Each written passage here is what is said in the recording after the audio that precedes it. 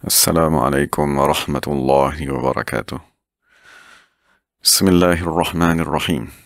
الحمد لله رب العالمين، والصلاة والسلام على سيد المرسلين وعلى آله وصحبه أجمعين.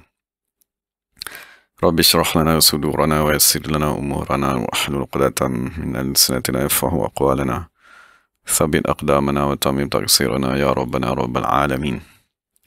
لا حول ولا قوة إلا بالله العلي العظيم. لا حول ولا قوة إلا بالله. لا حول ولا قوة إلا بالله العلي العظيم. أما بعد، اللهم صل وسلم وبارك على سيدنا محمد وعلى آل سيدنا محمد. أستغفر الله الذي لا إله إلا هو الرحمن الرحيم، حي القيوم الذي لا يموت، وأتوب إليه. اللهم اغفر لنا.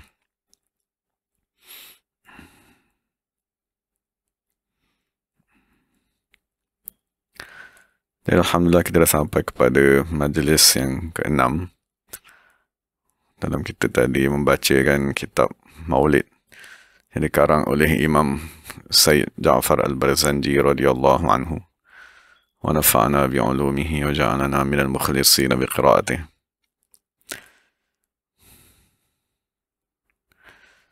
Dari Imam Barzanji berkata pada perenggan yang ke-12 ni, walamma balagha, dan tak kala sampai, sallallahu alaihi wasallam, Nabi Muhammad sallallahu alaihi wasallam, 35 sana, 35 tahun, banat, membina Quraisy, oleh bangsa Quraisy, Al-Ka'bata, Ka'bah, linsida'iha, kerana terbelahnya dinding Ka'bah tersebut, bisuyuli, dengan sebab air hujan yang mengalir. Suyul maknanya air hujan yang mengalir daripada tempat yang tinggi kepada tempat yang rendah. Al-Abtahiyah, yang disandarkan kepada Abtah. Maknanya Abtah ni ialah salah satu kawasan lapang di antara Mina dan Kaabah. Dan kawasan Abtah tadi dia lebih dekat kepada Mina. Dan dia juga dinamakan sebagai Al-Muhassab. Jadi dinyatakan dalam syarah bahawa sesungguhnya datang air mengalir daripada kawasan tersebut. Maksudnya air tadi naik tinggi dan melintasi tembok yang telah dibuat oleh bangsa Quraisy untuk menghalang air daripada sampai ke Kaabah. Tapi apabila air tadi menembusi tembok tersebut, maka sampailah kepada dinding Kaabah. Dan dinding Kaabah tersebut sememangnya telah menjadi lemah sebelum itu disebabkan oleh kebakaran. Masa satu ketika seorang perempuan tadi dia ingin memasang wangian kepada Kaabah. Tiba-tiba api daripada percikan wangian tersebut terkena kepada kelambu Kaabah, menyebabkan dinding Kaabah tadi terbakar. Maka semasa mereka dalam usaha membina semula Kaabah tadi, datang salah seorang yang bernama Abu Wahab, Amr ibn Abid. Dia mengambil batu, ambil salah satu daripada batu Kaabah tadi tu, dan dia membawa batu tersebut keluar daripada kawasan Kaabah. Tiba-tiba batu tersebut lompat daripada tangannya dan kembali semula kepada tempat Kaabah tersebut. Jadi apabila berlaku sedemikian, maka Abu Wahab dari Amr ibn Abid dia berkata, wahai Quraisy, jangan sekali-kali kamu memasukkan di dalam pembinaan Kaabah daripada segala titik peluh kamu, melainkan yang halal semata-mata. Maksud dalam satu riwayat mengatakan, dia berkata, jangan kamu memasukkan hasil daripada perzinaan, hasil daripada riba, hasil daripada rampasan, mencuri ataupun memutuskan silaturahim, dan segala-gala rezeki yang tidak halal. Dan semasa pembinaan tadi, Rasulullah SAW bersama-sama dengan Quraisy mengangkat batu-batu. Dan apabila mereka sempurna membina tadi, mereka menambah ketinggian Kaabah tersebut sebanyak 3 hasta. Dan menjadikan ketinggiannya sebanyak 18 hasta. Harusnya maksudnya lebih kurang dalam 28 kaki. Dan mereka mengangkat pintu Kaabah tadi daripada tanah. Maksudnya kena ada naik tangga, baru kita boleh naik kepada pintu Kaabah tersebut. Jadi dinyatakan apabila nafkah tadi, ataupun perbelanjaan untuk membina Kaabah tadi tidak cukup, maka mereka tadi mengeluarkan Al-Hijr Ismail daripada Kaabah. Jadi diletak satu tanda hijr tadi menunjukkan bahawa dia sebenarnya daripada kawasan Kaabah tadi. Kemudian kita sambung perkataan Imam Barzanji, wa tanaza'u fi raf'il hajaril aswad. Jadi setelah sempurna pembinaan tersebut, maka mereka bertelingkah. Tanaza'u maknanya mereka bertelingkah fi raf'i pada mengangkat al-hajaril aswad. Fakullun maka setiap daripada mereka arada ingin raf'ahu mengangkat hajar aswad tersebut wa rajahu dan mengharapkannya. Wa 'azuma dan menjadi besarlah al-qil wal qal pertelingkahan tadi wa tahalafu dan bersumpah alal qital, maksud mereka bersumpah alal qital untuk berperang kerana masing-masing ingin mendapatkan kelebihan tersebut. Wa qawiyat dan menjadi kuatlah al-asabiyati, asabiyah maksud cintakan kepada kumpulan masing-masing. Summa tada'u ila insaf, masing-masing tadi menyeru agar kita tadi al-insaf kepada keadilan. Wa fawwadu dan mereka tadi menyerahkan urusan al-amra, urusan meletakkan batu hajar tersebut ila zi ra'yin kepada orang yang mempunyai pendapat sa'ibin yang tepat wa anatin dan tenang. Jadi dinyatakan dalam syarah bahawa orang tersebut ialah Abu Umayyah ibn Mughirah dan namanya dipanggil sebagai namanya ialah Huzaifah. Dia maksudnya orang yang paling tua dari kalangan Quraisy pada ketika tersebut. Dia ialah bapa kepada Ummu Salamah Ummul Mukminin. Dia salah seorang daripada bangsa Quraisy yang amat pemurah dan dia dikenali sebagai Zadur Raqib. Maksudnya orang yang menyediakan bekalan kepada orang yang menunggang. Kerana dia apabila dia tadi musafir, maka orang yang semua tak perlu buat bekalan. Dia akan membiayai semua perbelanjaan tersebut. Jadi Abu Umayyah yang memberi cadangan ni mati di atas agama ni tak sempat masuk ke dalam agama Islam apabila Nabi dibangkitkan.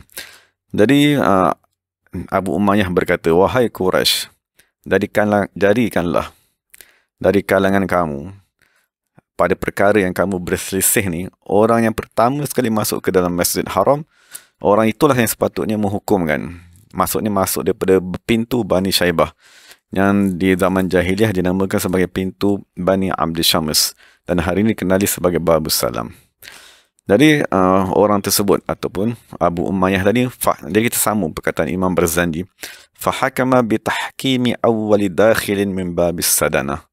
Fahakama maka orang tersebut menghukumkan bitahkimi untuk melantik menjadi hakim awwali dakhilin orang yang pertama masuk min babis sadanati daripada pintu sadanah. Jadi sadanah ni maksudnya khuddamil Ka'bah, orang yang berkhidmat kepada Ka'bah.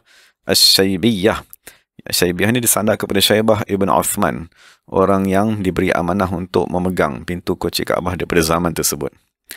Fakana Nabi sallallahu alaihi wasallam awwala dakhilin, maka apabila telah diputuskan sedemikian oleh Abu Umayyah orang yang pertama masuk, fakana Nabi, maka Nabi Muhammad sallallahu alaihi wasallam awwala dakhilin orang yang pertama masuk ke dalam Masjid Haram. Faqalu maka mereka berkata pada ketika itu, hadzal amin, inilah orang yang paling amanah. Wa kulluna dan setiap daripada kami naqbaluhu menerimanya, wa nardahu dan meridainya.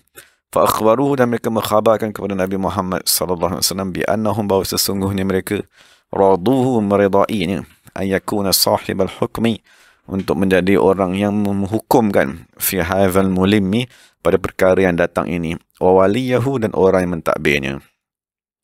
Fa wada'a maka meletakkan baginda sallallahu alaihi wasallam al-hajara, batu hajar aswad tersebut, fi thawbin pada kain.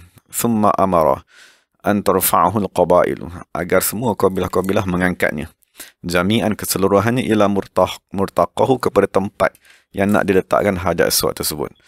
Farafa'uhu lalu mereka mengangkat hajar aswad tersebut min maqarrihi daripada tempatnya, iaitu rukun huwa min iaitu rukni, maksudnya bucu. Rukni ini maksudnya bucu yang kita nak letakkan hajar aswad tadi. Hatikal baniyah, daripada demikian ataupun hatika ini al-baniyati bangunan Kaabah tersebut. Maksudnya apabila disebut baniyah dalam kitab Barzanji, dia maksudkan ialah Kaabah itu sendiri. Jadi mereka mengangkatkan batu tersebut bersama-sama dengan Nabi SAW sampai kepada maqar, tempatnya di bucu Kaabah yang sememangnya diletakkan hajar aswad. Wa wada'ahu sallallahu alaihi wasallam, dan Nabi SAW meletakkan biyadihi syarifati, dengan tangan baginda asy-syarifati yang amat mulia, fi mawdi'ihi al-an, pada tempatnya sekarang, wa banahu dan Nabi sendiri membenakan tempat ataupun keliling batu Hajar Aswad tersebut. Dan daripada dalam syarah dinyatakan daripada Ibnu Abbas radhiyallahu anhu dia berkata, lamma wada'a, tak kala meletak Rasulullah sallallahu alaihi wasallam ar-rukn, maksudnya Hajar Aswad di bucu tersebut, dhahaba rajulun min datang kan satu orang daripada Najd untuk memberikan kepada Nabi batu untuk mengikat Hajar Aswad tersebut. Maka Al-Abbas berkata, tidak, jangan, tak perlu. Jadi Abbas sendirilah yang memberikan kepada Nabi Muhammad SAW batu-batu untuk mengikat rukun tersebut. Maka orang daripada Najd tadi, dia berasa amat marah. Dan dia berkata, alangkah peliknya kepada satu kaum yang mempunyai kemuliaan, yang mempunyai akal, yang mempunyai harta, lalu menyerahkan urusan meletakkan Hajar Aswad kepada orang yang paling muda dari kalangan mereka dan orang yang paling miskin dari kalangan mereka, menjadikan dia tadi ketua. Dan semua yang pembesar-pembesar tadi seolah-olah khadam kepadanya. Kemudian orang tadi berkata, orang yang datang daripada Najd tadi berkata, demi Allah sesungguhnya orang ini yang kamu lantik ni akan memecah belahkan kamu dan akan menyebabkan kamu semua berperang sesama sendiri. Jadi seolah-olah dia tadi ingin mendatangkan kebencian kepada Nabi Muhammad SAW. Jadi nyatakan dalam syarah bahawa orang yang datang tadi ialah iblis yang menyamar sebagai manusia. Jadi Imam Suhaili berkata, sesungguhnya iblis datang menyerupai satu orang manusia daripada Najd, tak kala mereka tadi ingin melantik Rasulullah SAW untuk meletakkan batu Hajar Aswad tersebut. Jadi ada beberapa nas lah untuk kita sama-sama hayati yang berkaitan dengan Kaabah dan Hajar Aswad tersebut. Jadi dalam hadis dinyatakan bahawa Nabi SAW berkata, hendaklah kamu memperbanyakkan menyentuh ataupun melambai kepada Hajar Aswad tersebut, kerana sesungguhnya akan sampai satu masa kamu tidak akan menjumpainya. Kan, kerana dalam hadis dinyatakan tak kala satu ketika manusia tawaf pada Kaabah tersebut pada satu malam, tiba-tiba apabila mereka berpagi, kan, mereka tidak melihat Hajar Aswad itu masih lagi ada. Kerana Allah Subhanahu Wa Taala tidak akan meninggalkan sesuatu pun barang daripada syurga di bumi, melainkan Allah Ta'ala akan mengembalikan semua barang-barang tersebut ke syurga apabila sebelum hari kiamat berlaku. Dalam hadis dinyatakan bahawa sesungguhnya Nabi bersabda, tiada di bumi dari kalangan tiada sesuatu pun di bumi yang berasal usul daripada syurga melainkan Hajar Aswad dan maqam Sayyidina Ibrahim AS. Sesungguhnya kedua-dua tersebut ialah permata daripada syurga. Tidak menyentuh kedua-duanya orang yang mempunyai penyakit, melainkan Allah Subhanahu Wa Taala akan menyembuhkannya. Dan Nabi berkata, hendaklah kamu memperbanyakkan tawaf di Kaabah ini sebelum diangkat. Dan malaikat bertanya, Nabi Adam bertanya kepada malaikat, apakah yang kamu baca semasa kamu tadi mengelilingi Kaabah? Maka malaikat berkata, kami membaca subhanallah walhamdulillah wala ilaha illallah wallahu akbar. Maka Nabi Adam berkata kepada mereka, hendaklah kamu menambah wala hawla wala quwata illa billah. Maka Nabi Adam AS apabila dia tawaf, dia akan membaca subhanallah sehinggalah kepada wala hawla wala quwata illa billah. Dan tawaf Nabi Adam tadi dibuat selama 1 minggu, kan, selama 7 minggu dan 7 minggu di waktu malam dan 5 minggu di waktu siang. Dan setelah selesai Nabi Adam tadi tawaf, maka dia akan semain 2 rakaat menghadap kepada pintu Kaabah. Kemudian dia akan datang kepada Multazam. Kemudian Nabi Adam akan berkata, wahai Allah, kamu mengetahui zahir dan batinku. Terimalah pengampunanku. Kau mengetahui apa yang berada di dalam diriku. Mohonlah agar kau mengampunkan segala dosaku. Kau mengetahui segala hajatku, maka kau kurniakanlah kepadaku segala tujuan, segala tuntutanku.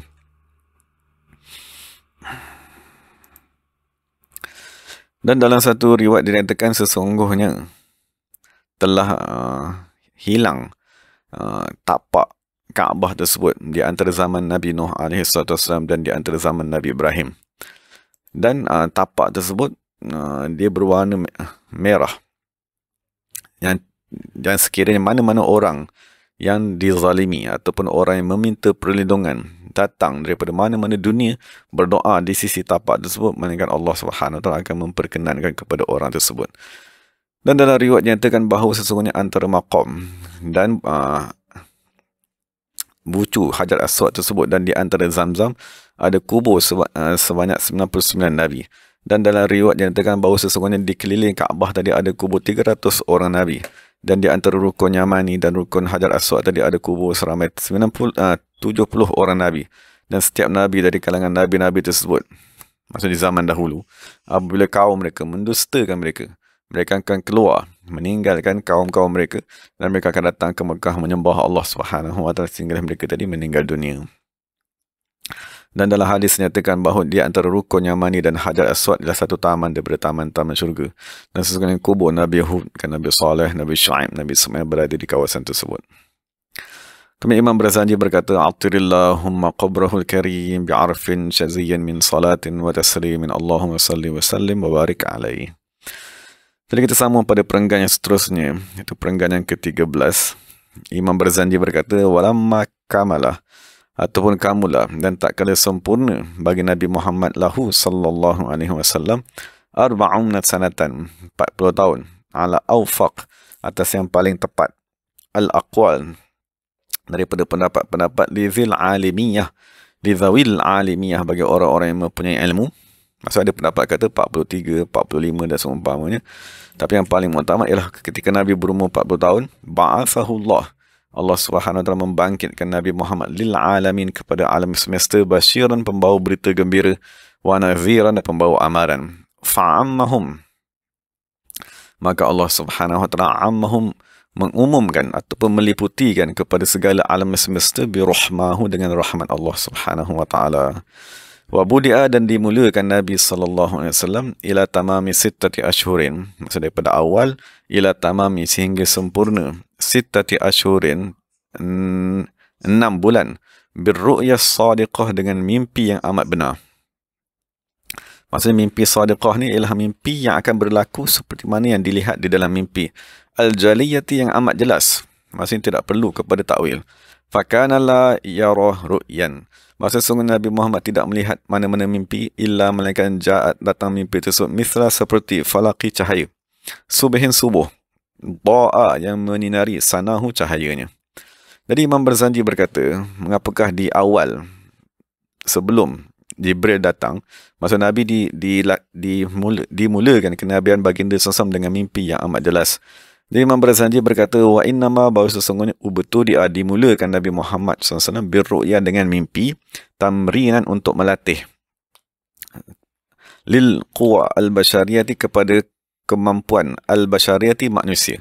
Maksudnya melatih baginda sallallahu alaihi wasallam kekuatan rohani dan kekuatan jasmani, li'alla, supaya tidak yafja'ahu, mengejutkan baginda al-malaku, oleh malaikat, bisarihi, dengan yang jelas, an-nubuwati, kenabian, fala taqwa, lalu tidak mampu menanggung, quwahu, kekuatan baginda sallallahu alaihi wasallam. Jadi sekiranya tiba-tiba Nabi Muhammad didatangi oleh malaikat, maka akan berlaku kejutan yang amat sangat pada jasmani dan rohani. Maka sebelum datang malaikat secara jelas membawa ayat Al-Quran Iqra, maka diperlihatkan kepada baginda dengan mimpi-mimpi. Kemudian Imam Berzanji berkata, wa hubiba, dan digemarkan, ilaihi, kepada Nabi Muhammad sallallahu alaihi wasallam, al-khala. Jadi khala ni dia ada dua terjemahan. Pertamanya tempat, maksudnya tempat yang tiada orang pada kawasan tersebut, ataupun setengah pendapat mengatakan khala tadi ialah bersendirian baginda sallallahu alaihi wasallam. Fakana, maka adalah Nabi sallallahu alaihi wasallam yata'abbad, menyembah Allah, bi Hira'in, di Gua Hira, maksudnya yang jaraknya lebih kurang 4 km daripada Masjid Haram pada hari ini, al-layaliya, pada malam-malam al-adadiyah, yang berbilang-bilang, maksudnya lebih kurang dalam tempoh sebulan, ila, sehinggalah an atahu, datang kepada baginda sallallahu alaihi wasallam, fihi, pada Gua Hira tersebut, sarihul haq, yang jelas daripada kebenaran, wa wafahu, wafa itu maksudnya datang kepada baginda sallallahu alaihi wasallam dengan perantaraan Jibril, wa zalika, dan datangnya wahyu tersebut, yaum mal-itsnain, pada hari Isnin, di 17 pada hari yang ke-17, khalat, yang telah berlalu, min syahril lailatul qadariyah, daripada bulan malam Qadariyah yang ada padanya Lailatul Qadar, maksudnya pada bulan Ramadan. Wa thamma, dan di sana aqwalun, ada beberapa pendapat, li sab'in, 7, au li arba'in, ataupun 4, wa 20, maksudnya 27 ataupun 24, minhu, daripada bulan Ramadan. Satu pendapat yang kita biasa pakai adalah 17 Ramadan. Tapi ada satu pendapat kata 24 ataupun 27 auli samanin, ataupun pada hari ke-8 min syahri maulidihi, daripada bulan kelahiran baginda, iaitu Rabiul Awal, allazi bada, yang terzahir, fihi, pada bulan kelahiran baginda, badru, bulan purnama, muhayyahu, wajah baginda sallallahu alaihi wasallam. Jadi itu secara ringkasnya tentang permulaan kedatangan wahyu kepada Nabi Muhammad sallallahu alaihi wasallam. Kemudian Imam Barzanji berkata, "A'tirillahumma qabrahul karim bi'arfin syadhiyin min salatin wa taslimin, Allahumma salli wa sallim wa barik alaihi." Jadi kita sama perenggan yang ke-14 yang membincangkan tentang nuzulul Quran, penurunan Al-Quran. Jadi datang Jibril berkata kepada Nabi SAW, "Iqra', bacakanlah." Faqala, maka Nabi berkata, "Ma ana biqari'in, tidaklah daku orang yang membaca." Dalam satu riwayat Nabi bertanya, "Madza aqra'u, apakah yang nak daku bacakan?" Fakhattahu, maka Jibril memeluk baginda sallallahu alaihi wasallam ghattan qawiyyah, dengan pelukan yang amat kuat. Summa qala, kemudian Jibril berkata lahu kepada Nabi sallallahu alaihi wasallam, "Iqra', bacalah."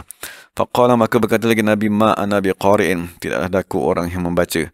Faghattahu, maka Jibril memeluk baginda saniyatan, kali kedua, hatta sehinggalah balagha, sampai minhu, daripada Nabi sallallahu alaihi wasallam, al-jahdu, kepenatan. Maksudnya macam sesak rasanya. Wa ghattahu, dan dia tadi menyeliputi baginda. Maksudnya kepenatan tadi menyeliputi baginda sallallahu alaihi wasallam. Summa qala, kemudian Jibril berkata lagi lahu kepada Nabi, "Iqra', bacalah." Faqala, maka berkata Nabi, "Ma ana biqari'in, tidaklah daku orang yang membaca." Faghattahu, maka Jibril tadi memeluk salisatan, pada kali ketiga. Dan itu yang diriwayatkan dalam hadis. Kemudian Imam Barzanji memberitahu kepada kita apakah hikmat Jibril tadi memeluk baginda sallallahu alaihi wasallam, yatawajjaha, agar Nabi tadi mengfokuskan ila, kepada ma, perkara, sayulqa ilaihi, yang akan disampaikan kepada baginda sallallahu alaihi wasallam, bijam'iyah, dengan menghimpunkan jasmani dan rohani. Dari itu ialah hikmat mengapakah Jibril tadi memeluk. Dan setengah ulama mengatakan Jibril tadi memeluk tadi mengisyaratkan kepada memindahkan 3 bentuk ilmu, iaitu ilmu tarekat, syariat dan hakikat. Wa yuqabiluhu, dan agar Nabi Muhammad sallallahu alaihi wasallam menerima ilmu tersebut ataupun apa yang akan disampaikan kepada baginda, bijiddin, dengan bersungguh-sungguh, wajtihadi, dengan bersungguh-sungguh, wa talaqahu, dan mengambilnya. Thumma fatara, kemudian terhenti al-wahyu, wahyu daripada Allah Subhanahu wa taala, 3 sinin, 3 tahun. Dan satu riwayat mengatakan au 30 syahran, 30 bulan, liyashtaqa, agar amat rindu baginda sallallahu alaihi wasallam, ila, kepada intishaq, menghidu, hatika, demikian, an-nafahat, bauan-bauan yang amat wangi, asyadhiyati, yang amat kuat. Kemudian kemudian unzilat, diturunkan kepada baginda sallallahu alaihi wasallam, ya ayyuhal muddathir, wajahu Jibril, dan datang kepada Nabi sallallahu alaihi wasallam Jibril biha, dengan ayat tersebut, wanadahu, dan menyeru baginda sallallahu alaihi wasallam. Setelah turun ayat Iqra, kan, kemudian datanglah ayat yang kedua, iaitu ya ayyuhal muddathir. Kemudian Imam Barzanji berkata, fakana linubuwatihi, adalah bagi kenabian baginda sallallahu alaihi wasallam, fi taqaddumi Iqra bismi rabbik, pada terdahulu diturunkan ayat Iqra bismi rabbika, syahidun, sebagai saksi, ala anna laha, bahawa sesungguhnya kenabian mempunyai as-sabiqiyah, terlebih dahulu diturunkan, wa taqaddum, dan terlebih dahulu dikurniakan, ala risalatihi, atas kerasulan baginda sallallahu alaihi wasallam, bil bisyarati, membawa berita gembira, wan nazarati, dan membawa amaran, liman da'ahu, kepada orang yang Nabi seru kepada agama Islam. Maksudnya Imam Barzanji nak berkata, apabila turun saja ayat yang pertama, yang ayat yang Iqra tadi itu ialah ayat yang melantik Nabi sallallahu alaihi wasallam menjadi Nabi. Maksudnya istilah ni ialah an-nubuwah, kenabian. Setelah 6 bulan, ataupun setelah terputus dari wahyu selama 3 tahun tadi, apabila turun ayat yang kedua, ya ayyuhal muddathir, maka pada ketika itu barulah dilantik menjadi Rasul. Maksudnya lantikkan menjadi Nabi ialah pada umur baginda sallallahu alaihi wasallam 40 tahun, dan lantikkan menjadi Rasul ialah kalau mengikut pada riwayat tadi, ialah ketika umur baginda sallallahu alaihi wasallam 43 tahun. Jadi difahami daripada situ bahawa kepentingan kita tadi menyempurnakan fardu ain. Maksudnya arahan kepada Nabi Iqra ialah untuk menyempurnakan ilmu kepada dirinya. Kemudian apabila arahan untuk menyampaikan, dan itu diisyaratkan kepada fardu kifayah, menyampaikan ilmu kepada orang lain. Kemudian Imam Barzanji berkata, A'tirillahumma qabrahul karim bi'arfin syazin min salatin wa taslimin Allahumma salli wa sallim wa barik alaih. Dan kita sambung perenggan yang ke-15 yang menceritakan tentang orang yang pertama beriman dengan Nabi Muhammad sallallahu alaihi wasallam. Jadi Imam Barzanji berkata, wa awwalu man amana, orang pertama yang amana beriman bihi dengan Nabi sallallahu alaihi wasallam minar rijal, dari kalangan lelaki, ialah Sayyidina Abu Bakar As-Siddiq. Memeluk Islam pada ketika umur Sayyidina Abu Bakar 38 tahun. Dari sahibul ghar, yang bersama-sama dengan Nabi di dalam gua, was-siddiqiyah, dan orang yang dikurniakan maqam as-siddiq. Jadi lafaz as-siddiq tadi ialah nama yang datang daripada Allah Subhanahu wa taala. Dari Imam Abu Bakar Ibn Ayyash dia berkata, aku mendengar Abah Husain berkata, tidak pernah dilahirkan setelah Nabi-Nabi mana-mana anak yang lebih afdal daripada Sayyidina Abu Bakar As-Siddiq radhiyallahu anhu. Laqad qama maqama nabiyyin minal anbiya fi qitali ahli riddah. Maksud salah satu jasa Sayyidina Abu Bakar yang amat besar ialah dia tadi meneruskan usaha nabi-nabi dalam memerangi ahli riddah, golongan yang murtad setelah kewafatan baginda sallallahu alaihi wasallam. Kemudian Imam Barzanji berkata, wa minas sibyan, dari kalangan kanak-kanak yang memeluk agama Islam, Aliun ila Sayyidina Ali, ketika umur Sayyidina Ali 10 tahun dia memeluk agama Islam.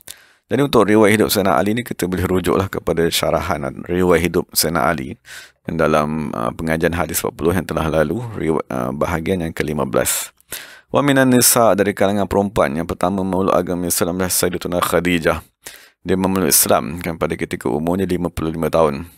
Kemudian Imam Barzanji berkata, allati yang sabbata, Allah menguatkan, sabbatallahu, Allah menguatkan ta'ala biha, dengan Sayyidah Khadijah, qalbahu, hati baginda, waqahu, dan Allah memelihara Nabi Muhammad sallallahu alaihi wasallam.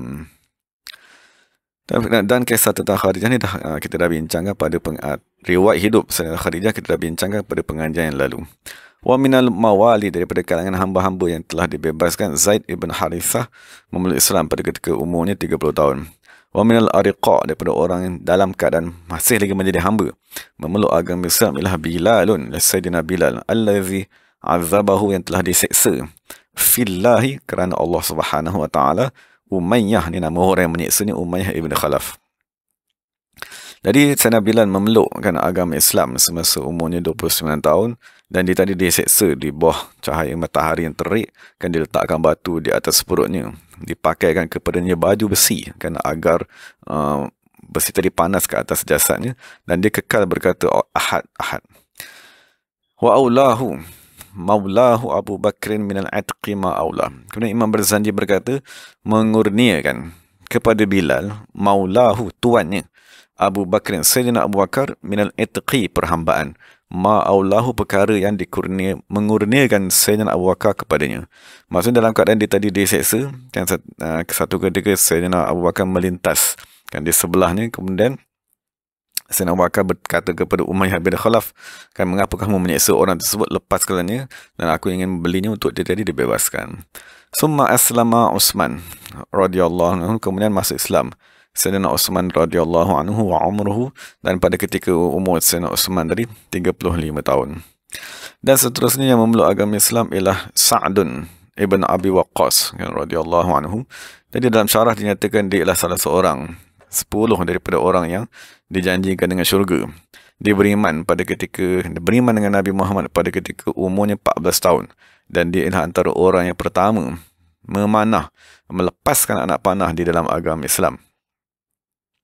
Dan dia adalah antara orang yang meninggal dunia dalam keadaan Nabi Muhammad sallallahu alaihi wasallam amat redha kepadanya.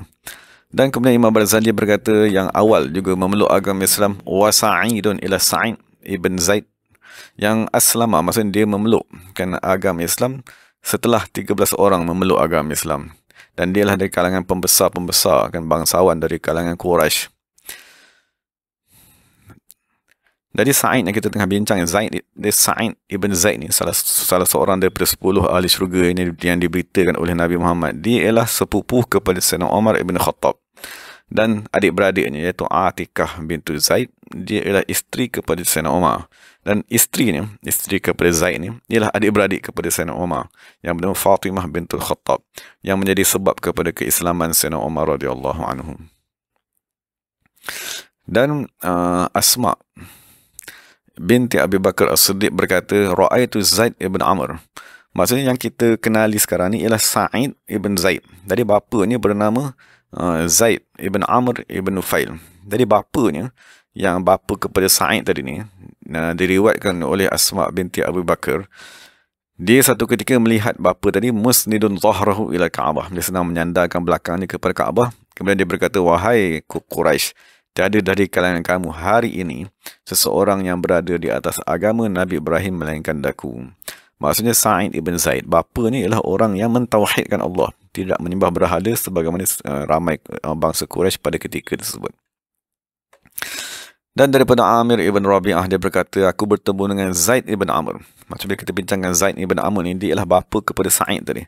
Pada ketika dia sedang keluar daripada Mekah menghala kepada Hira. Kemudian dia berkata, wahai Amir, sesungguhnya aku meninggalkan kaumku dan aku mengikut agama Nabi Ibrahim. Dan agama yang ditinggalkan, agama yang disembah oleh Nabi Ismail AS.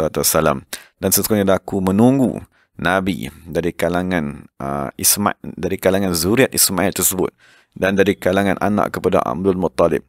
Cuma yang Zaid tadi berkata, bapa kepada Sa'id tadi, wa ma arani udrikuhum, aku tak rasa aku sempat bertemu dengan Nabi tersebut, dan aku beriman dengan Nabi tersebut, dan aku membenarkannya, dan aku bersaksi bahawa sesungguhnya dia tadi ialah Nabi.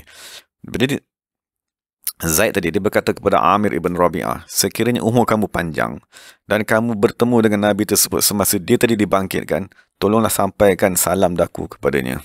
Dan Amir ibn Rabi'ah berkata, takkanlah aku memeluk agama Islam dan aku bertemu dengan Nabi SAW, aku menyampaikan salam daripada Zaid ibn Amr tersebut. Dan Nabi menjawab salam ni, dan Nabi mendoakan agar Allah Subhanahu Wa Taala merahmatinya. Dan Nabi berkata, aku melihat Zaid tadi tu, bapa kepada Sa'id ni, ra'aituhu fil jannati, dia berada di dalam syurga, yashab zuluyan, maksud memakai pakaian yang amat cantik, yang mempunyai kain yang amat panjang. Kemudian Imam Barzanji berkata, salah seorang yang awal memeluk agama Islam ialah Talhah ibn Ubaidillah. Dia memeluk agama Islam kan pada umurnya 15 tahun. Dari Talhah dinyatakan bahawa Qais ibn Hazim, dia kata dia melihat tangan Talhah tadi cedera ataupun kekal dalam keadaan cedera, kerana dia tadi menggunakan tangannya mempertahankan Rasulullah SAW semasa perang Uhud. Dan Rasulullah SAW berkata, aku melihat, maksudnya Talhah ni adalah salah seorang sahabat baginda SAW yang amat berjasa kan semasa dalam perang Uhud tersebut. Dan Nabi SAW berkata, aku melihat diriku kan pada ketika perang Uhud tersebut, tiada di atas bumi ni yang dekat denganku dari kalangan makhluk melainkan Jibril, kan dia berada di sebelah kananku, dan Talhah dia berada di sebelah kiriku. Jadi salah satu jasa Talhah yang amat selalu disebut ialah jasanya semasa perang Uhud, dan dia balik daripada perang Uhud tersebut dengan 75, atau setengah riwayat mengatakan 77 kecederaan pada badannya, dan dia balik dalam keadaan pengsan, dalam keadaan tangannya sakit. Dan Nabi SAW satu ketika dalam perang Uhud tadi nyatakan Nabi ingin naik ke atas satu batu, kan, maka Nabi tak boleh nak naik disebabkan oleh baju besi yang berat pada badan baginda. Maka Talhah lah yang mengangkat di atas belakangnya kepada baginda SAW. Kemudian Nabi berkata, aujabat Talhah, maka sesungguhnya telah wajiblah Talhah tersebut dengan syurga. Dan Sayyidina Abu Bakar radhiyallahu anhu berkata, sekiranya diceritakan perang Uhud, maka Sayyidina Abu Bakar berkata ke semua perang Uhud tersebut ialah jasa kepada Sayyidina Talhah ibn Ubaidillah radhiyallahu anhu. Dan seterusnya Imam Barzanji berkata, wabnu Aufin, maksudnya dimaksudkanlah Sayyidina Abdul Rahman ibn Auf. Dia memeluk agama Islam pada umurnya 30 tahun. Dan satu ketika ni kita baca syarah yang berkaitan dengan Sayyidina Abdul Rahman ibn Auf, kan, salah seorang sahabat Nabi yang amat agung. Satu ketika seorang membacakan di sisi Rasulullah SAW dengan suara yang amat merdu, Sehingga kan semua orang yang berada di sisi Nabi Muhammad semua tadi menangis. Kecuali Abdul Rahman bin Auf, dia dengar bacaan Quran tersebut tapi dia tak menangis pun. Maka Nabi SAW berkata, sekiranya Abdul Rahman bin Ibn Auf, mata ni tidak mengalirkan air mata, faqad fadha qalbuhu, tetapi hatinya sudah menangis. Maksud itu menunjukkan kepada kekuatan hati Abdul Rahman bin Auf radhiyallahu anhu. Dan salah satu lagi jasa yang amat besar daripada Sayyidina Abdul Rahman bin Auf ialah dia membelanjakan harta ni ke jalan Allah Subhanahu wa taala. Jadi semasa dia hidup kan, dia menginfakkan harta ni untuk agama Islam, dan apabila dia telah meninggal dunia pun dia kekal menginfakkan hartanya kepada agama Islam. Jadi semasa dia hidup dinyatakan bahawa dia telah bersedekah dengan separuh daripada hartanya di zaman Nabi Muhammad sallallahu alaihi wasallam, dan diriwayatkan dia telah bersedekahkan sebanyak 40,000 dinar. 40,000 dinar ni kalau kita kira hari ni lebih kurang 28 juta ringgit. Dan dia telah menyediakan 500 kuda untuk perang di jalan Allah Subhanahu wa taala, dan 500 ekor unta untuk tonggangan berperang. Dan satu ketika dia tadi menjual satu tanah dengan nilai 40,000 dinar, yang juga benar kalau kita nilaikan ini lebih kurang 28 juta, dan dia mengagih-agihkan kepada orang-orang miskin di zamannya. Dan dia telah memerdekakan sebanyak 30,000 hamba di zamannya. Maksudnya kalau kita nilaikan satu hamba tadi itu RM1,000, itu saja dah menilai 30 juta dia sedekahkan. Dan setengah riwayat mengatakan dia tadi memerdekakan dalam satu hari saja sebanyak 8,000 orang hamba.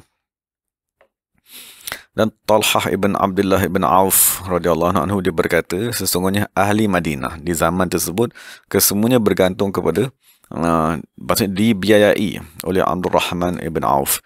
1/3 daripada mereka Abdul Rahman memberikan duit untuk pinjaman. 1/3 daripada mereka Sayyidina Abdul Rahman memberikan duit untuk mereka menyelesaikan hutang-hutang mereka, dan 1/3 lagi daripada mereka sememangnya dihantarkan bantuan kepada mereka. Kemudian kita bincang bagaimana dia tadi mensedekahkan hartanya setelah kewafatannya. Jadi cara untuk mensedekahkan harta setelah dia tadi meninggal ialah dengan dia mewasiatkan. Dia menulis wasiat, dia kata sekian aku meninggal dunia, gunakanlah harta-harta ini untuk perjuangan agama Islam. Jadi dinyatakan semasa dia nak meninggal dunia, dia telah mewasiatkan 50,000 dinar fi sabilillah di jalan Allah. Maksudnya 50,000 dinar lebih kurang 35 juta pada hari ini. Dan adalah seseorang dan dia berikan pada setiap manusia tadi 1,000 dinar. Dan diriwayatkan bahawa dia tadi mewasiatkan kepada setiap orang yang pernah menghadiri peperangan Badar. Setiap orang dia kata aku wasiatkan daripada sahabat-sahabatku yang pergi kepada perang Badar tadi sebanyak 400 dinar. Dan mereka tadi ada lebih kurang 100 orang kan semasa dia tadi meninggal dunia. Dan kesemua mereka mengambil 400 dinar tersebut. Dan dia juga mewasiatkan 1,000, maksudnya dia mewasiatkan 1,000 ekor kuda untuk dibawa perang di jalan Allah. Dan Imam Tirmizi meriwayatkan bahawa sesungguhnya dia telah mewasiatkan kepada isteri-isteri Nabi Muhammad sallallahu alaihi wasallam dengan satu kebun yang amat luas, yang dijual kebun tersebut dengan harga 400,000 dirham. Dan dengan Sayyidina Aisyah berkata, kan saqallahu minas salsabil, maksudnya moga-moga Allah memberikan kepada Sayyidina Abdul Rahman bin Auf minuman daripada air salsabil di syurga. Maksudnya dengan begitu banyak sekalipun dia menginfakkan harta, dengan begitu kaya sekalipun Sayyidina Abdul Rahman bin Auf ni, dinyatakan bahawa suatu ketika dia berpuasa dan dibawa makanan kan kepadanya untuk berbuka puasa. Apabila mata dia melihat saja makanan tersebut, dan dia kata dan dia memang suka kepada makanan tersebut, tiba-tiba dia tadi menangis. Dan apabila dia menangis, orang bertanya kepadanya, mengapa kamu menangis? Dia kata, sahabatku, iaitu Mus'ab ibn Umair, telah meninggal dunia. Maksudnya di awal peperangan Islam dulu, dia lebih baik daripada aku. Dan dia tadi dikebumikan di atas satu kain. Maksudnya dia menceritakan tentang sahabat-sahabatnya yang meninggal di awal Islam. Sekiranya kami tutup kepalanya akan terbuka kakinya. Dan sekarang kami tutup kakinya akan terbuka kepalanya. Dan dia juga berkata telah mati syahid Hamzah, iaitu pakcik kepada Nabi Muhammad SAW. Hamzah juga lebih baik daripada aku. Semasa dia meninggal dunia dia, tiada apa yang kami nak gunakan untuk menutup jenazahnya, melainkan satu kain yang kami bentangkan ke atasnya. Kemudian Abdul Rahman berkata, kemudian Allah telah membukakan kepada kami dunia seluas-luasnya, dan Allah memberikan kepada kami rezeki yang amat banyak. Dan aku amat takut sesungguhnya Allah Ta'ala tadi telah menyegerakan kebaikan-kebaikan yang kami buat, dan Allah balas di dunia. Dan satu ketika Abdul Rahman bin Auf juga bersama-sama dengan sahabat-sahabatnya dalam satu hidangan. Apabila dia letakkan makanan di hadapannya, maka dia tadi menangis. Maka mereka bertanya, mengapakah kamu menangis, wahai Abdul Rahman? Dia kata, sesungguhnya Nabi Muhammad SAW meninggal dunia. Tidak pernah Nabi Muhammad kenyang. Dan ahli keluarga Nabi Muhammad tadi kenyang kan daripada roti yang dibuat dengan gandum yang amat baik. Jadi kemudian kita sambung perkataan Imam Barzanji, wabnul ammati Safiyah. Dan salah seorang lagi yang awal memeluk agama Islam ialah anak kepada makcik baginda sallallahu alaihi wasallam yang bernama Safiyah binti Abdul Muttalib. Dan yang dimaksudkan dengan ibnu ammah tadi ialah Zubair ibn Awam radhiyallahu anhu. Jadi Sayyidina Zubair memeluk agama Islam pada ketika umurnya 12 tahun. Jadi Nabi SAW bersabda, sesungguhnya bagi setiap Nabi tadi ada penolong. Maksudnya penjaga, pemelihara. Dan yang menjaga, yang hawari, maksudnya yang penjaga aku, penolongku ialah Az-Zubair. Jadi diriwayatkan bahawa sesungguhnya Zubair ialah orang yang pertama menghunuskan pedang ni di dalam agama Islam. Maksudnya diriwayatkan daripada Urwah ibn Zubair yang satu ketika terdengar suara. Kan, maksudnya syaitan tadi dia mengeluarkan satu suara kan di awal Islam. Syaitan berkata sesungguhnya Rasulullah telah ditangkap di bahagian tinggi, maksudnya bahagian bukit di Mekah tersebut. Maka apabila didengar suara tersebut, serta-merta Sayyidina Zubair yang ketika umur 12 tahun tadi kan dia keluar membawa pedang. Semua orang yang melihatnya amat terkejut. Dia kata, Al-Ghulam ma'u saif. Dia kata, macam mana pula seorang budak yang berumur 12 tahun bersama-sama dengan pedang. Sehinggalah dia bawa pedang tersebut berjumpa dengan Nabi. Dia cari Nabi Muhammad SAW. Apabila bertemu dengan Nabi, Nabi bertanya, mengapa? Apa yang menimpa kamu, wahai Zubair? Maka Zubair berkata, aku datang untuk memukul dengan pedangku ini siapa yang telah menangkap kamu, wahai Nabi Muhammad SAW. Maka dalam satu riwayat lain, dia katakan bahawa apabila Zubair tadi sampai, maka Nabi berkata, apakah yang berlaku kepada kamu? Apa yang berlaku? Kan, maka Zubair berkata, aku diberitahu bahawa sesungguhnya kamu tadi telah ditangkap. Kemudian Nabi berkata, apa yang kamu nak buat? Kan, maka dia kata, aku akan memukul orang tersebut dengan pedang ini, siapa saja yang menangkap kamu. Jadi pada ketika itu Nabi SAW berdoa kepada Zubair dan Nabi berdoakan juga kepada senjata yang dia bawa tadi. Maka sebab itulah dinyatakan bahawa Zubair adalah orang yang pertama menghunuskan pedang dalam menegakkan agama Allah Subhanahu wa taala. Kemudian Imam Barzanji berkata, wa ghairuhum, dan sahabat-sahabat yang lain, mimman anhalahu, dari kalangan mereka, anhalahu, yang menggemarkan mereka, maksudnya yang mengajak mereka, As-Siddiq, Sayyidina Abu Bakar As-Siddiq. Maksudnya salah satu jasa yang amat besar Sayyidina Abu Bakar ialah mengajak sahabat-sahabatnya memeluk agama Islam. Jadi Sayyidina Abu Bakar tadi dia menggemarkan ataupun memberikan rasa kepada sahabat-sahabatnya rahiqa at-tasdiq, air yang amat lazat, at-tasdiq, membenarkan Nabi Muhammad SAW, wasaqahu, dan menyiram ataupun memberikan mereka tadi minum. Dari itu kata-kata pujian daripada Imam Barzanji kepada Sayyidina Abu Bakar. Kemudian kita sambung, Imam Barzanji berkata sekarang ini dia merujuk kepada Nabi SAW menzahirkan dakwah. Wa ma zalat, dan sentiasalah ibadatuhu, perhambaan ibadat Nabi Muhammad SAW wa ashabuhu, dan sahabat-sahabat baginda, makhfiyatan, disembunyikan, hatta sehinggalah unzila alaihim, diturunkan ke atas Nabi Muhammad SAW ayat daripada surah Al-Hijr ayat 94.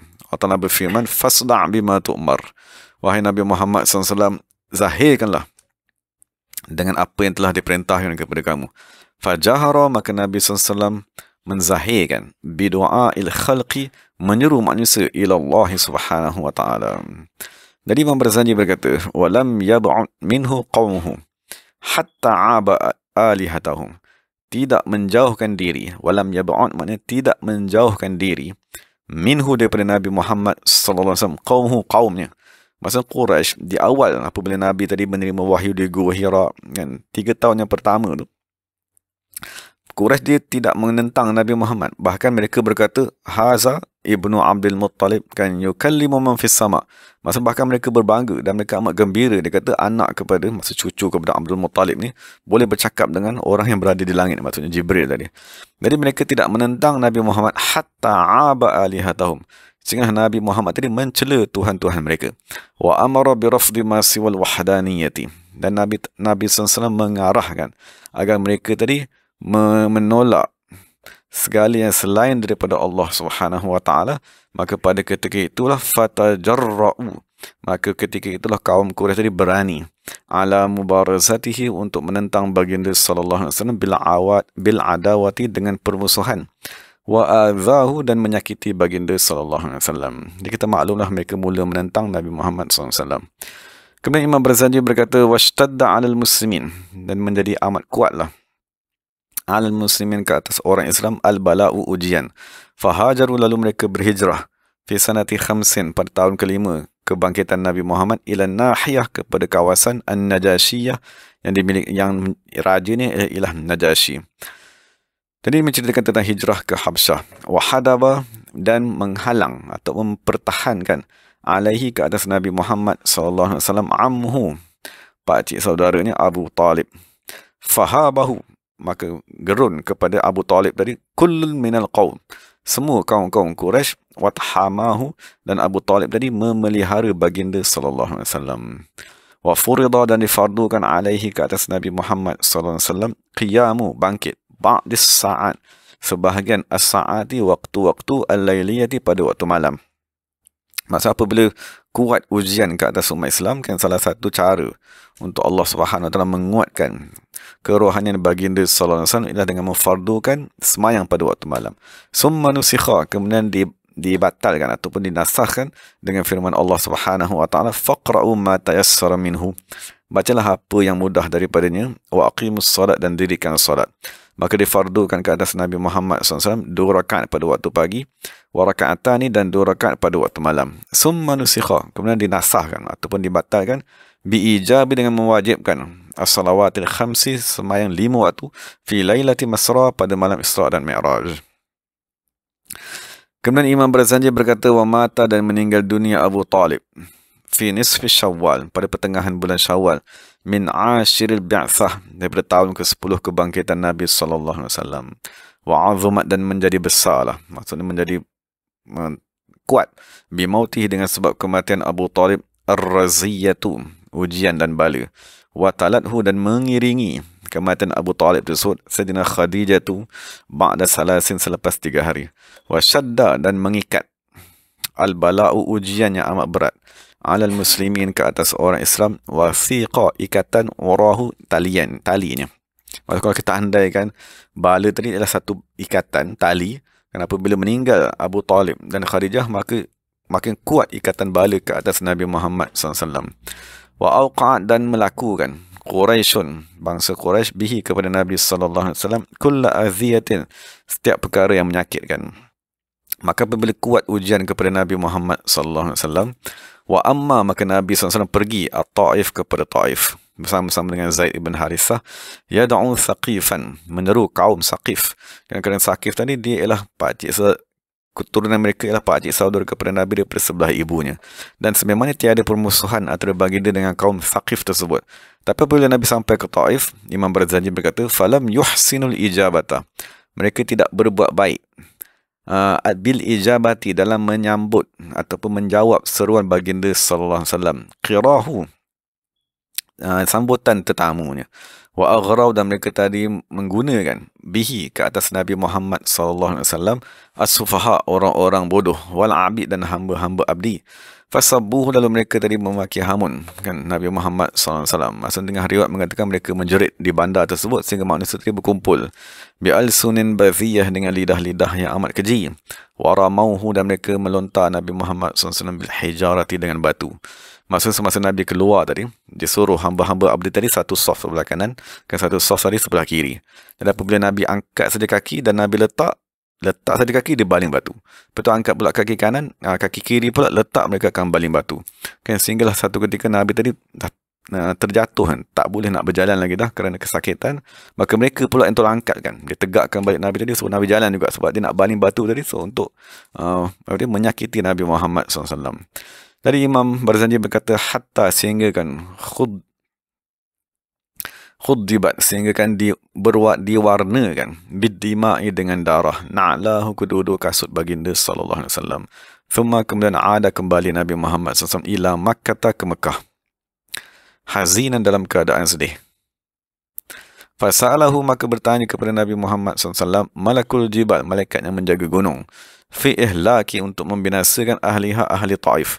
zawil asabiyah, yang mempunyai asabiyah tersebut. Faqala, maka Nabi SAW berkata, inni sesungguhnya daku, arju berharap daripada Allah, an yukhrijallah, agar Allah mengeluarkan, min aslabihim, daripada tulang sulbi-sulbi mereka, Thaqif tadi, man yatawallahu, orang yang menjadikan Allah sebagai Tuhannya. Maksudnya Nabi tidak membenarkan malaikat gunung tadi menghancurkan Thaqif tersebut. Kan bahkan Nabi doa agar Allah memberi hidayah kepada mereka. Maka malaikat gunung tadi berkata, anta kama wasafaka rabbuka, malaikat tu kata kamu ni seperti yang Allah Ta'ala katakan, iaitu Ra'ufun Rahim, kan, yang amat pemaaf, kan, yang amat mengasihi. Maksud malaikat tadi tahu yang Nabi Muhammad tadi amat memaafkan dan tidak akan menghancurkan kaumnya sendiri. Atirillah, kemudian Imam Barzanji berkata, Atirillahumma qabrahul karim bi'arfin syaziyin min salatin wa taslim, Allahumma salli wa sallim wa barik alaih. Kemudian kita sambung perenggan yang ke-16. Imam Barzanji menceritakan tentang peristiwa Isra' dan Mi'raj.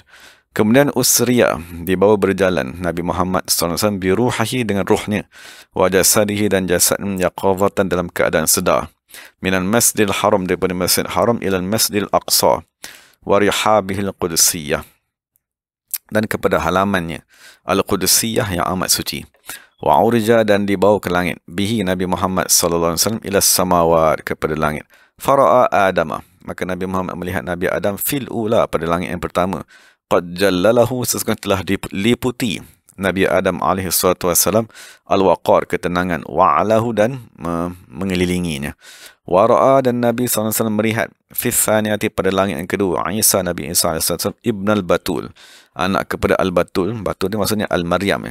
Batul ni maknanya orang yang memutuskan hubungannya dengan dunia, al-barrah, yang amat baik, an-naqiyah, yang amat suci. Dan juga melihat ibn khalatihi, anak kepada makcik saudaranya, macam saudara Nabi Isa dia, iaitu Yahya, allazi, yang utia, diberikan al-hukma, hukum, fi hali sibahu, semasa dia tadi masih kecil lagi. Maksudnya telah diberikan ilmu oleh Allah kepada Nabi Isa, Nabi Yahya, semasa dia tadi masih kecil. Itu dua orang Rasul yang berada pada langit yang kedua. Wara'a, dan Nabi SAW melihat pada langit yang ketiga Yusuf, Nabi Yusuf alaihi salatu wassalam, as-siddiqa, yang amat benar, bisuratihil jamaliyah, dalam rupanya yang amat cantik.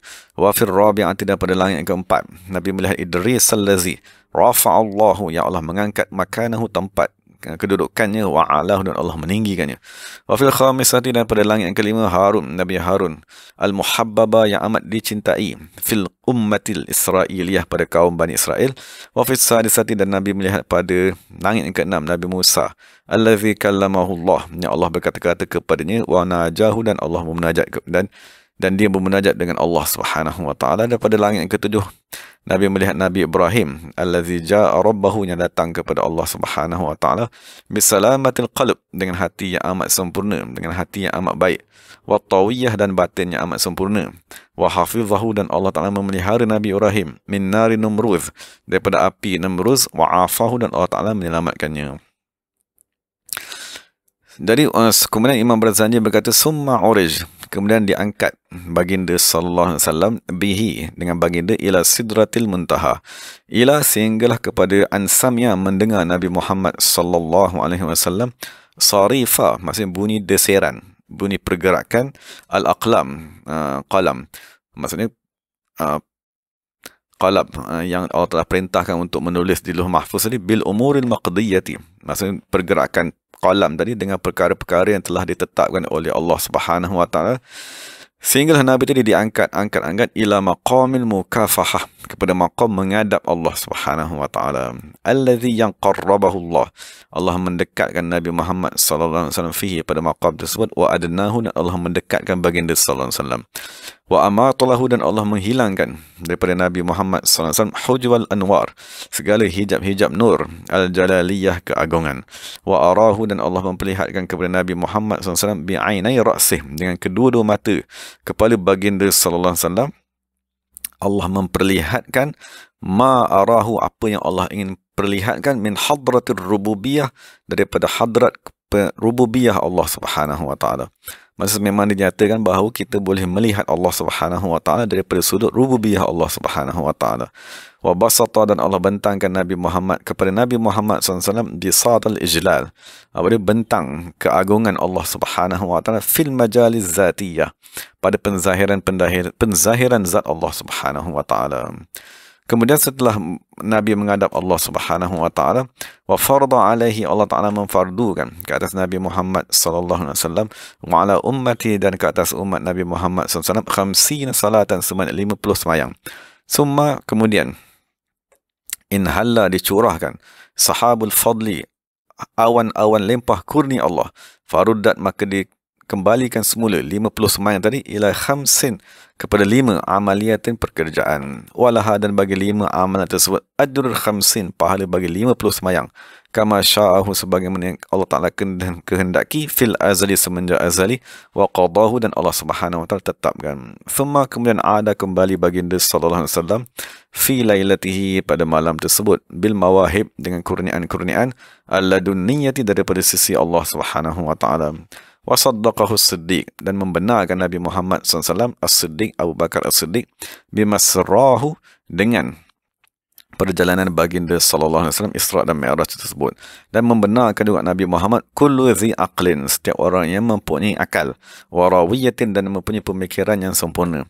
Tapi dalam masa yang sama, wa kadzabathu Quraisyun, mendustakan Nabi Muhammad SAW Quraisy, bangsa Quraisy, wartadda, dan murtad daripada agama Islam, man adallahu syaitan, mereka yang syaitan tadi menyesatkan mereka, wa aghwahu, dan menyesatkannya. Jadi sempurnalah perenggan yang ke-16 yang menceritakan tentang Isra dan Mi'raj. Jadi sebagai penutupnya, kita baca tadi di setiap langit tadi Nabi Muhammad SAW bertemu dengan Nabi-Nabi secara khusus kan, sampailah kepada langit yang ke-7. Jadi setengah ulama menyatakan bahawa pertemuan dengan Nabi-Nabi tersebut merujuk kepada perjalanan kerohanian baginda sallallahu alaihi wasallam, dan juga perjalanan yang perlu dilalui oleh umatnya. Maksudnya apa, kita sampai kepada langit yang pertama tadi, bertemu dengan Nabi Adam, dan diisyaratkan kepada taubat. Maksud perjalanan pertama kan, sebagaimana Allah kurniakan kepada Nabi Adam dari taubat kan, sebagaimana Nabi Adam membaca Rabbana zalamna anfusana wa illam taghfir sehingga habis tadi. Jadi Nabi Adam mengisyaratkan kepada kewajipan seseorang bertaubat. Dan apabila bertemu dengan Nabi Yahya dan Nabi Isa kan, itu disyaratkan kepada Yahya, maksud hidup seseorang tadi hendaklah menghidupkan hatinya, dan hendak juga menghidupkan rohnya kan, kerana Nabi Isa diistilah sebagai ruhullah. Dan apabila bertemu dengan Nabi Yusuf, di situ disyaratkan supaya mestilah seseorang tadi bersifat dengan kecantikan. Jadi masukkan dengan kecantikan tadi ialah bersifat dengan akhlak-akhlak yang baik kan, setelah dia tadi menghilangkan akhlak-akhlak yang keji. Apabila bertemu dengan Nabi Idris kan, Nabi Idris dia ialah sahibul aql, orang yang punya akal yang sangat sempurna. Maksudnya akal pada ketika itu bangkit untuk mengenal Allah Subhanahu wa taala. Dan apabila bertemu dengan Nabi Harun, itu disyaratkan kepada al-hikmah kan, maksud Nabi Harun dia terkenal sebagai seorang yang mempunyai hikmah.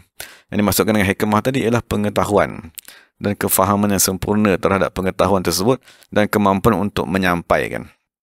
Dan setelah dikurniakan dengan hikmah, bertemu dengan Nabi Musa alaihissalam, dia masukkan Nabi Musa tadi ialah kalimullah, orang yang berkata-kata dengan Allah. Jadi kalam dia merujuk kepada ilmu Allah Subhanahu wa taala.